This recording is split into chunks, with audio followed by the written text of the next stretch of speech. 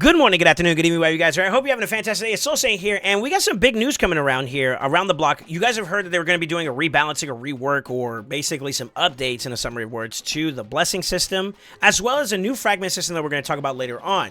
However, I wanted to break down with you guys and kind of give you guys some perspective on some of the things to expect when it comes to the new blessings and how they've been implemented into the game.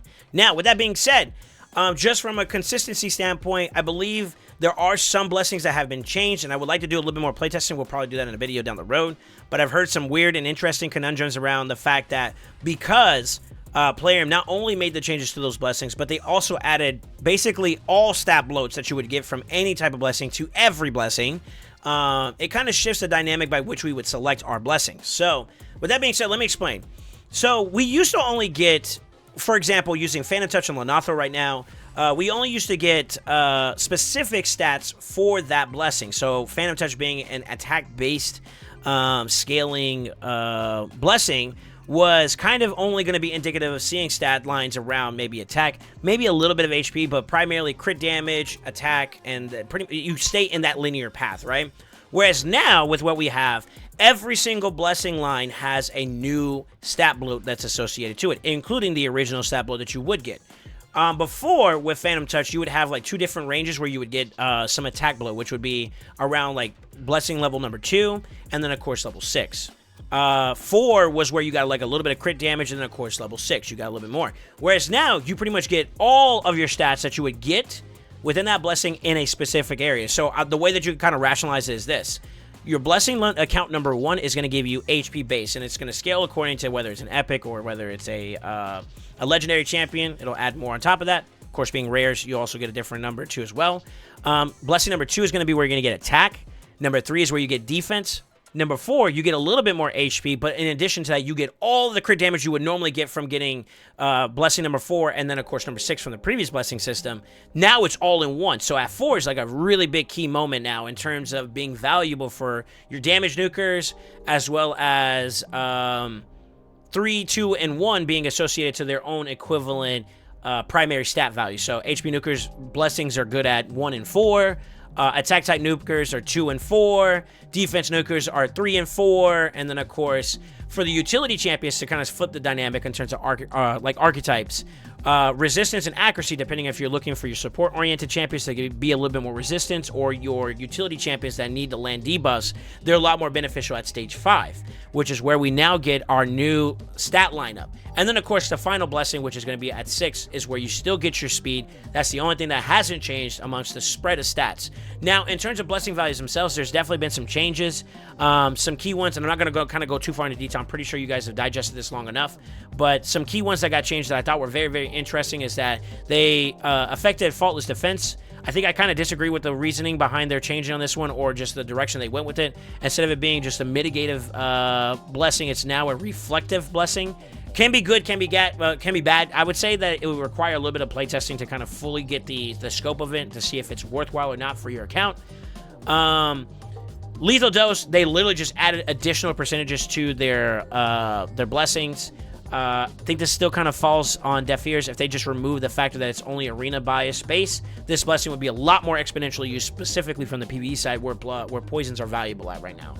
I also think Heaven Cast was another one that got affected, where they changed it from being a ignore resistance with your default skill to now being a blessing that's based off of the damage inflicted being increased by this champion according to the number of buffs on them, so you can scale it.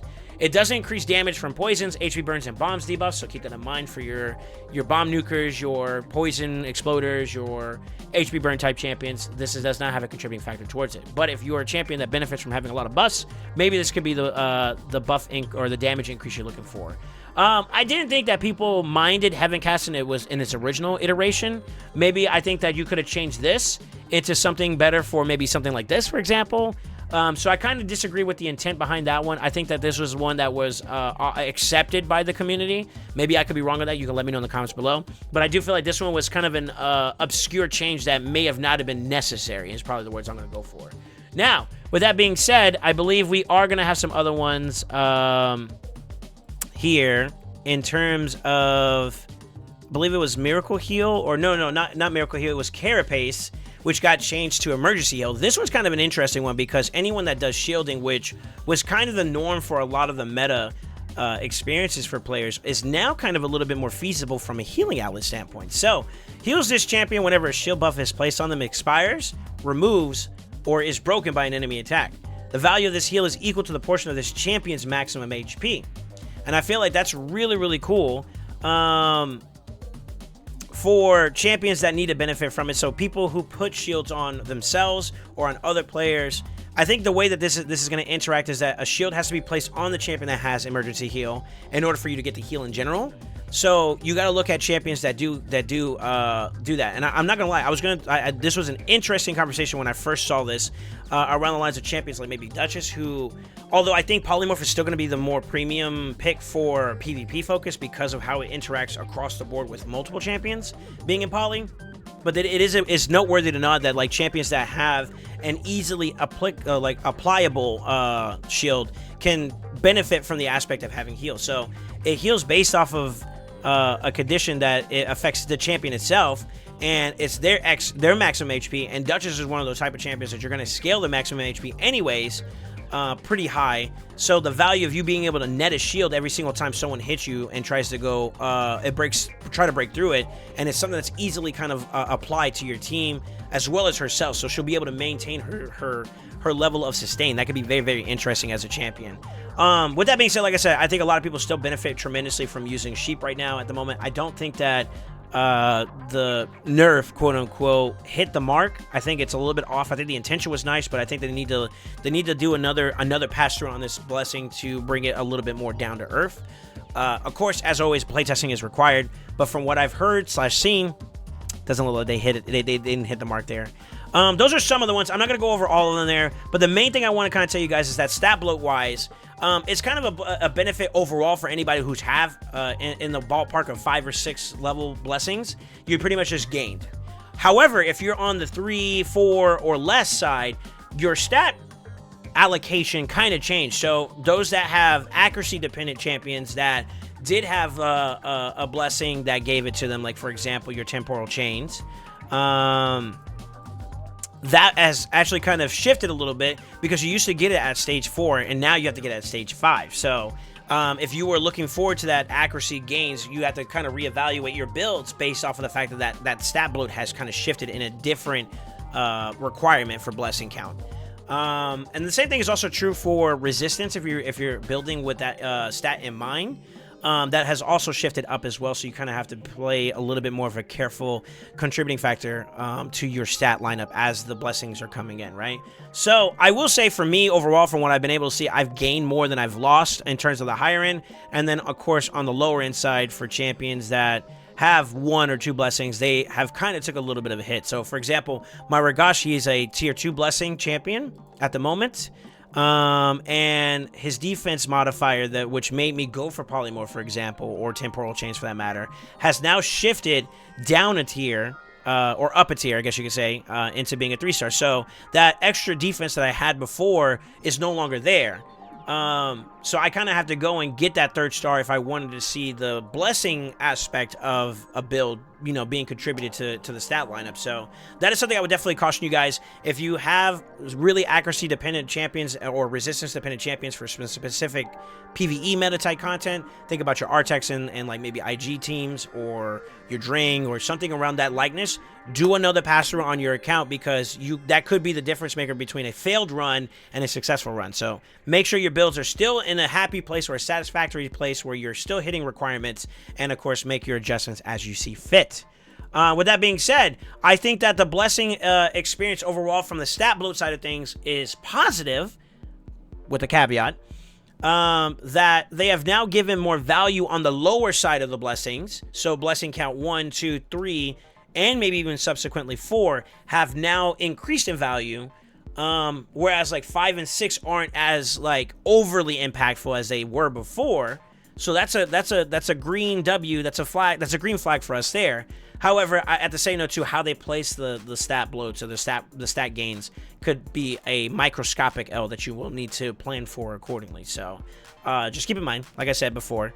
With that being said, we're going to go and move on to one other thing that I'm going to show you guys today. The new fragment system did go live, and I wanted to kind of show you guys in action what it's going to be like. Basically, if you haven't already read the news, they posted on their official social media, and we also talked about it before with the Mother Mod update that's going to be coming, the new champion that's going to be acquirable from this fragment system. Basically, you take leftover fragments that you are not going to have use for, or fragments from fusions that you were not able to complete, because it does happen. You're going to be able to convert them over into exchange chests, fragment exchange chests, and you'll be able to turn them into your own accessible chest that's going to give you a plethora of rewards, as you can see on the screen right now. So in consensus, I think the potions are very lackluster. We don't really care for those as much. Brews are questionably valuable depending on how you look at it. We've been doing a lot of champ training related functions. The new Heroes Pass, for example, if it's similar to how we had the Monster Path that had the Elatrion at the end of it, and there may be another Monster Hunter champion at the end of that, we're not sure.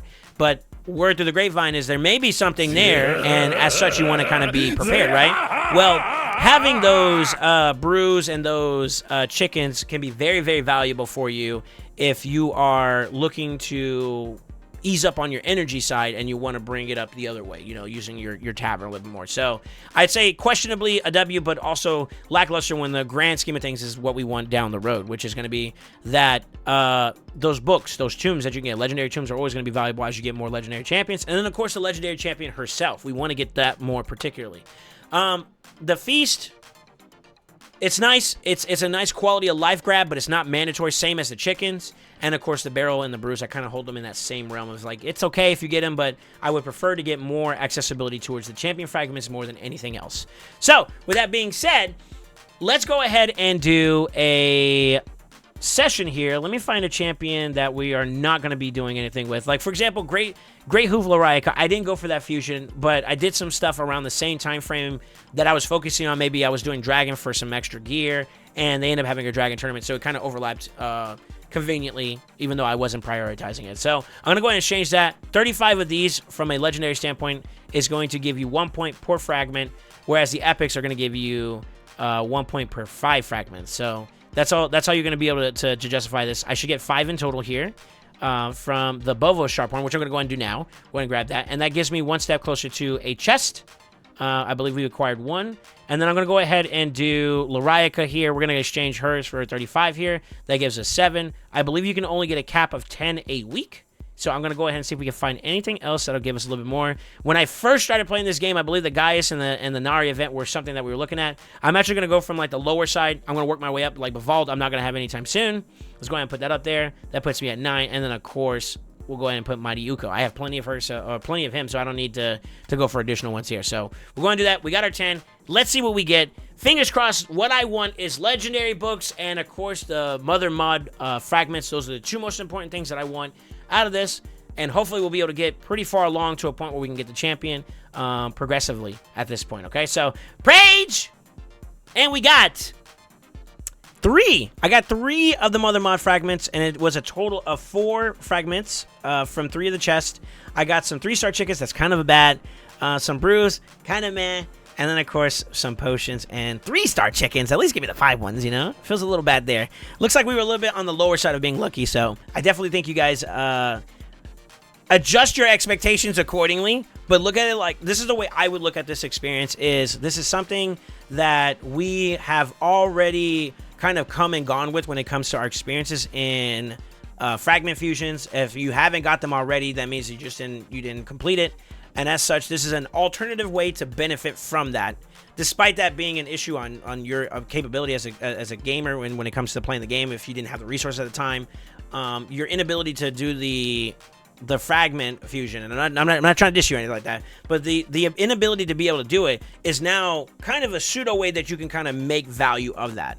Or if you were just like, I wasn't focused on it, but I ended up getting extra stuff in the ray, you know, let's flip it on the positive side. You know, if you weren't focusing on those fusions and you still somehow got some fragments, now it's an additional set of resources that you'll be able to acquire. So no matter what, it's a positive. You're getting something out of it, even if you weren't able to complete the fusion, or if you were not even caring about the fusion in the first place. So I'm definitely down for that. I think that's a W overall. I wish that they would give us more over here, but I wonder, how's your experience been on this? Y'all let me know in the comments on that one too as well. I feel like I got duped a little bit here, and it feels a little bad. You know what I'm saying? I don't know. Anyways, with that being said, that's some of the big events going out. I know the Fusion is currently live, and I hope you guys are also having a fun time progging through that. And if you don't so happen to beat through it, you'll still be able to benefit from your efforts thus far in this new fragment system along the way. So I think that's a W no matter how you look at it, right? Now, with that being said, don't forget to like, comment, subscribe, and always remember, stay ascended.